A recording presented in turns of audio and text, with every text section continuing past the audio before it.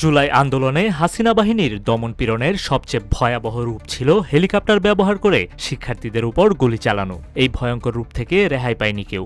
আকাশপথের এমন বর্বরতা থেকে রক্ষা পায়নি ছোট্ট শিশুরাও। একে একে ঝরে গিয়েছে ১৩টি ফুল। যদিও আকাশপথ ব্যবহার করে হেলিকপ্টারের গুলির কথা অস্বীকার করেন তৎকালীন আইনশৃঙ্খলা বাহিনীর কর্মকর্তারা। অভ্যুত্থান পরবর্তী সময়ে শহীদ পরিবাররা হত্যা মামলা করেন ট্রাইব্যুনালে। একের পর এক মামলার বিচার প্রক্রিয়া শুরু হলেও প্রমাণস্বরূপ একটি ফোন কল হাতে পায় চিফ প্রসিকিউটর, যেখানে শেখ হাসিনাকে বলতে শোনা যায়, আমার ওপেন নির্দেশনা দেয়া রয়েছে, যে কটা পাও গুলি করো। এমনকি গ্যাদারিং দেখে শেখ হাসিনা উপর থেকে গুলির নির্দেশও প্রদান করে। আমি সেনাবাহিনীর সাথে কথা বলছি, ওরা রেডি থাকে, ঠিক আছে, এখন তো আমরা অন্য ইয়ে করছি, ড্রোনদের ছবি দিচ্ছি, আর হেলিকপ্টার মানে কয়েক জায়গায়। তবে কিছু ছবি দেখে পাকড়াও করা যায় না রাতের মধ্যে? সবগুলিকে অ্যারেস্ট করতে বলছি রাত্রে। হ্যাঁ, পাকড়াও করলে না, ওটা বলা হয়নি। ওটা র্যাব, জিএফআই এমনি সবাইকে বলা হয়েছে যে যেখান থেকে টিকাটা পারবো ধরে ফেলবে, ওটা বলা হয়। আর যেখানে গ্যাদারিং দেখবে সেখানে ওই উপর থেকে, এখন উপর থেকে করাচ্ছি, অলরেডি শুরু হচ্ছে কয়েকটা জায়গায় কমে গেছে। মোহাম্মদপুর থানার দিকে মনে হয় যাচ্ছে একটা, মোহাম্মদপুর থানার দিকে। হ্যাঁ, তোকে পাঠায় দিই র্যাবে। জি, তবে আপনার নির্দেশনা লাগবে। না, আমার নির্দেশনা দেওয়া আছে, ওপেন নির্দেশনা দিয়ে দিচ্ছে। এখন লেখা লিখবেন, ব্যবহার করবে, যেখানে পাবে সেটা গুলি করবে, ওটা বলা হচ্ছে। এখন আমি এতদিন বাধা দিয়ে রাখছিলাম, ওই যে স্টুডেন্টরা ছিল ওদের সত্যি কথা চিনতে। এবার যেন এসব প্রমাণের আগুনে ঘি ঢেলে দিল আবারও ফাঁস হওয়া একটি ফোন আলাপ, যেখানে হেলিকপ্টার ব্যবহার করে আন্দোলন দমানোর ভূয়সী প্রশংসা করেন ১৪ দল জোটের অন্যতম শরিক হাসানুল হক ইনু। ইনু বলেন, এখন পর্যন্ত আপনার পদক্ষেপ ঠিকই রয়েছে। হ্যালো, জি জি, আসসালামু আলাইকুম। ইনু বলছিলাম। না, আপনি একটা কথা, আমি মনে করি যে আপনার পদক্ষেপটা সঠিকই হয়েছে। এখন পর্যন্ত যা রিপোর্ট বাংলাদেশে পাচ্ছি আর কি, তো খালি ঢাকাতে আপনার রামপুরের দিকে এবং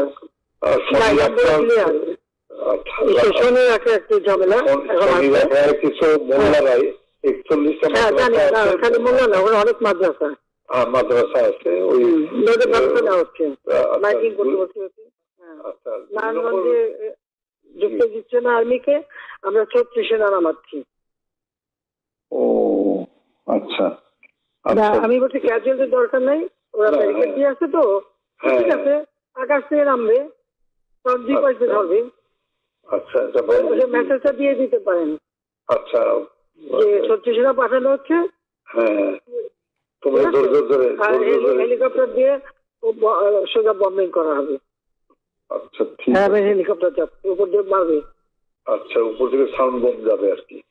ঠিক আছে, জিনিসটা গেল। আমি একটা পয়েন্ট আপনার একটু নজরে আনার জন্য রিকোয়েস্ট করতেছি যে কারফিউ ধরেন ২-৫ দিন যা চললো, কিন্তু কারফিউর পরে যাতে আর মিছিল না নামতে পারে সেই জন্য একটা হোমওয়ার্ক করা দরকার। যেরকম আমি উত্তরা, বাড্ডা, গুলশান, যাত্রাবাড়িতে যারা মিছিল লিড করছে সেগুলো চিহ্নিত আর কি, ছাত্রদল, বিএনপির ছেলেরা শিবিরে, তো সেই ছেলেগুলো মানে ধরেন রিজভিকে অ্যারেস্ট করা বা নূরকে অ্যারেস্ট করা ইম্পর্টেন্ট না। ইম্পর্টেন্ট হচ্ছে ওইখানে গ্রাউন্ডে যে মিছিলটা লিড করেছে, আমি আমার কুষ্টিয়া জেলাতে এসপি সেভাবে অলরেডি তালিকা করে ফেলছে, ওখানে কোনো সংঘর্ষ হয়নি।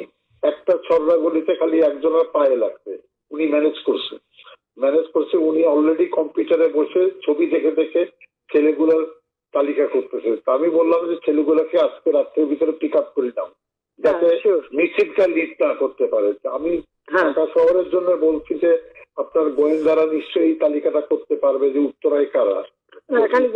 আমাদের লোকাল লিডার, ওখানে এমপি খসরু আছে এবং হাসান হাবিব আছে। আমার কালকের যে রিপোর্ট, হাসান হাবিব নামেনি, কিন্তু ও রাগ করে খসরুর উপরে ছেড়ে দিয়েছে এমপি সাহেব মোকাবেলা করুক। তো হাসান হাবিব লোকাল না, লোকাল না তো, হ্যাঁ রাইট, লোকাল, ওদের তো লোকজন আছে।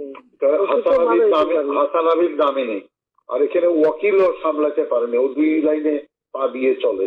তা আমার কথা হচ্ছে যে একটু যদি লোকাল লিডারদের সাহায্যে তালিকাটা করে নিয়ে আজকে রাতের ভিতরে সব কাস্টডিতে নিতে পারেন, তাহলে কোনো জায়গায়। আর মোহাম্মদপুরে একটা পাঁচতারা ছিল, কালকে আপনি রাত 12টায় দিয়ে খুব ভালো করছেন, আজকে কিন্তু গণভবন ঘেরাও করতো, কিন্তু মোহাম্মদপুরে ওখান থেকে রেডি হচ্ছিল কালকে, মানে এইটা। সুতরাং ডিসিশনটা খুবই কারেক্ট হচ্ছে মাননীয় প্রধানমন্ত্রী। তো আমার মনে হয় আমরা রণক্ষেত্রের সাথে, না রণক্ষেত্রের সাথে, তো আপনি একটু দয়া করে মানে এই পিক আপটা করতে বলেন, উপরে ওইটা একটু হোমওয়ার্ক করতে বলেন, করে অ্যারেস্ট করে ফেলতে বলেন আজকে। মানে সদিয়ে অ্যারেস্ট করে ফেললে আর মিছিল করার লোক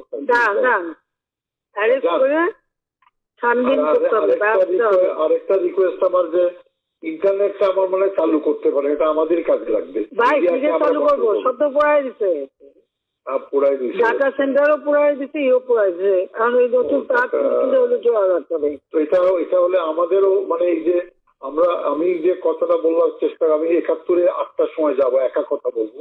আমি বলবো যে সরকারের সঙ্গে কোটা আন্দোলনকারীর কোনো বিরোধ নাই, সরকারের সঙ্গে বিরোধ হচ্ছে নাশকতাকারী বিএনপি জামাতের। আপনি বলেছেন এই জিনিসটা প্রোপাগান্ডায় আনতে হবে। যদি ইন্টারনেট থাকে, গণমাধ্যম দিয়ে আমরা পুরো নিউজে ট্র্যাক করে দিলাম যে ইন্টারনেট জীবনে আমি তো আর আনবো না, যদি অন্য সরকার আসে তখন আনবে। আমি দিচ্ছি ইন্টারনেট, ওরা প্রায় থাকুক, ওইটা চলতে হবে। বাংলাদেশে ইনশাআল্লাহ অন্য সরকার আসবে না, অন্য সরকার আসবে না, আসুক না, আমি যাচ্ছি এখন। না না, জামাত সাহেব ওটা যারা আপনার যেখানে যেখানে লোক আছে তালিকা গুলি আপনারা করেন, আমরাও করাচ্ছি। এই ক্লিয়ারে জামাত শিবিরের আবার মেরুদণ্ড ভেঙে দেন ঢাকা শহরে একেবারে এক্সপোজ হয়েছে আর কি, একটু দেখেন। আর আমি বাদ বাকি আমাকে যেটা বলবেন আমি ইনশাল্লাহ করবো। না, ওই তালিকাগুলি একটু করে ফেলেন, আর এই শুধু যা পারেন ওই শিবির যে কোনো আছে যা আছে সব দূর করেন, ওইটা আমার জন্য না নেই। ওকে, আমি যা বুঝছি, ঠিক আছে, আচ্ছা জি, আচ্ছা, থ্যাংক ইউ।